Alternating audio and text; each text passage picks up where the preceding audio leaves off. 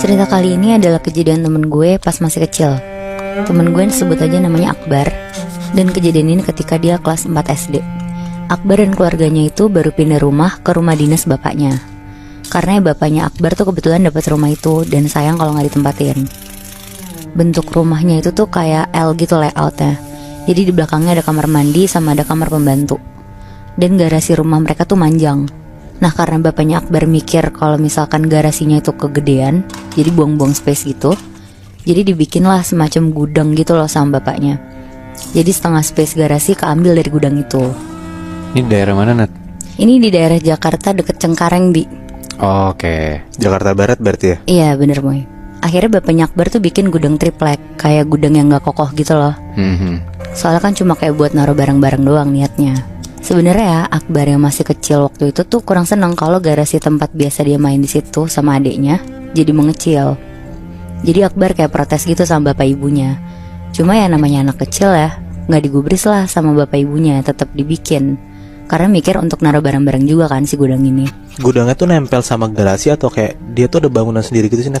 Ngebangun sendiri lagi Moy. Jadi setengah garasi tuh diambil buat gudang itu. Oh, iya, berarti iya. kebangunan baru gitu ya? Iya. Jadi kayak bikin sekat gitu loh, Moy. Oh, Di bener. garasinya. oke, kebayang. Nah udah tuh direnovasi, ditambahin gudang. Selesai direnovasi, bapaknya Akbar harus pergi dinas. Jadi yang nempatin rumah itu tuh cuma ada Akbar, adiknya sama ibunya.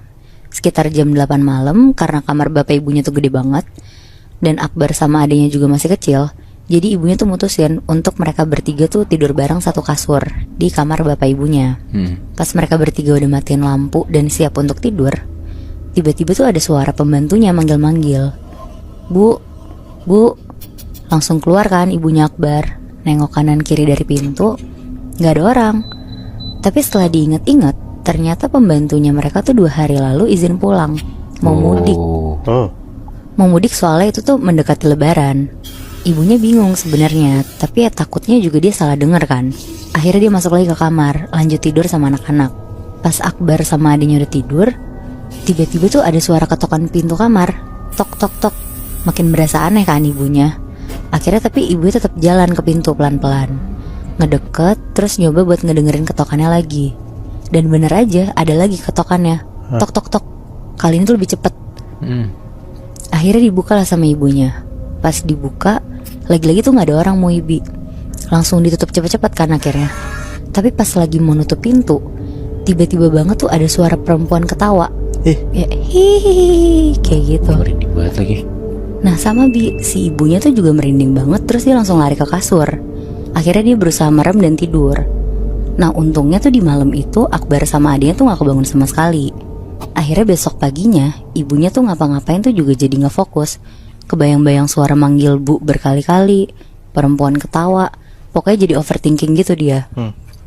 Karena suaminya juga belum pulang dinas, akhirnya ibunya Akbar tuh juga gak cerita ke Akbar sama adiknya. Dipendem sendirilah sama si ibunya ini.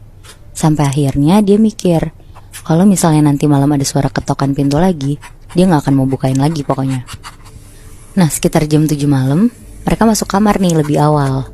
Sampai akhirnya di jam 9 malam tuh mereka bertiga udah tidur. di kamar yang sama lagi? Di kamar yang sama Moy. Kali ini tuh gak ada suara ketokan pintu lagi. Tapi tiba-tiba Akbar yang lagi tidur nyenyak tuh kayak ketindihan gitu. Terus mulutnya tuh miring kayak orang stroke sambil ngerasa kayak dicekek sama orang. Karena ada suara Akbar sedikit-sedikit kayak teriak gitu kan. Kalau ketindihan kan suara gak bisa keluar semuanya kan. Iya. Ibunya tuh kaget, terus dia kebangun. Langsung cepet-cepet lah dibangunin sama si ibunya ini dan dikasih minum. Terus udah Akbar akhirnya bisa tidur lagi. Nah selama seminggu lebih Akbar tuh selama tidur tuh selalu kayak gitu mau Ibi. Sampai dibawa ke dokter buat dicek juga katanya gak ada penyakit apapun. Bahkan dokter tuh bilang, gak mungkin kena stroke bu, ini masih kecil anaknya. Soalnya ibunya tuh curiga banget kalau Akbar tuh kena stroke. Soalnya kan bibirnya tuh kayak miring ke kiri gitu loh. Iya.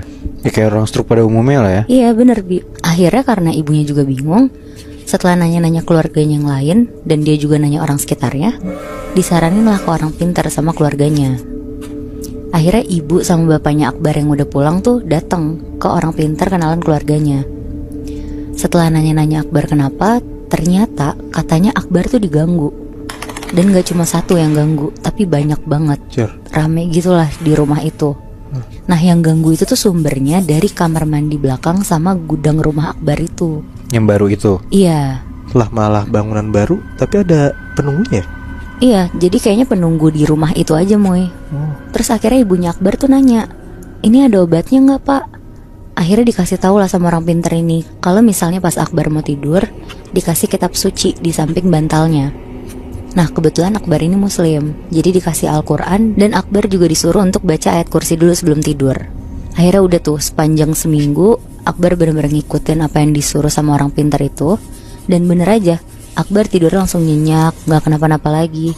Tapi ternyata Moebi, itu semua cuma berlangsung seminggu doang. Setelah seminggu Akbar balik digangguin lagi, sama persis.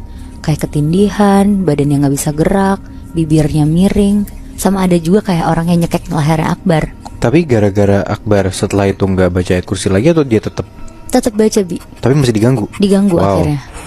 Tapi untungnya Akbar tuh diselamatin sama keadaan. Gak lama sekeluarga tuh pulang kampung karena mau lebaran di kampung ibunya. Jadi mereka sekeluarga pulang kampung ke Jambi. Tapi anehnya selama Akbar di Jambi tuh Akbar gak diganggu sama sekali.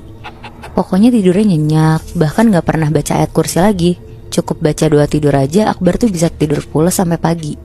Nah selama di Jambi Akbar kumpul sama keluarga-keluarga dari ibunya. Dan dia ketemu sama tantenya yang kebetulan indigo. Akhirnya ibunya ngobrol sama tantenya ini dan nanyain lah kenapa Akbar selama di Jakarta tuh kalau tidur gak pernah nyenyak, selalu diganggu bahkan sampai kayak dicekek rasanya. Si tantenya ini Moebi gak pernah ke rumah Akbar yang di Jakarta. Tapi tiba-tiba tantenya ini tuh bisa ngegambarin layout rumahnya Akbar. Dia bilang kamar mandinya ada di belakang ya. Terus ada gudang kan. Akhirnya makin percayalah keluarganya Akbar sama tantenya ini. Dan makin nanyain kalau Akbar ini tuh kenapa sebenarnya. Jadi ternyata kata tantenya, semua penunggu rumah Akbar tuh gak suka sama keluarga Akbar. Karena mereka tuh ngerubah rumah dinas yang udah lama kosong dan dibikin gudang. Dan kenapa Akbar yang diganggu tuh ya sebenarnya mereka tuh nyari pengganti bapaknya Akbar. Soalnya kan bapaknya dinas, jadi gak di rumah. Nah sasaran empuknya tuh kebetulan si Akbar ini. Wow. Akhirnya setelah seminggu di Jambi, Akbar sekeluarga tuh pulang ke Jakarta ke rumah dinas lagi. Dan bener aja pas malam mau tidur Akbar tuh diganggu sama persis kayak kejadian waktu dia diganggu kemarin. Udah baca ayat kursi segala macam juga kali ini bener-bener gak mempan.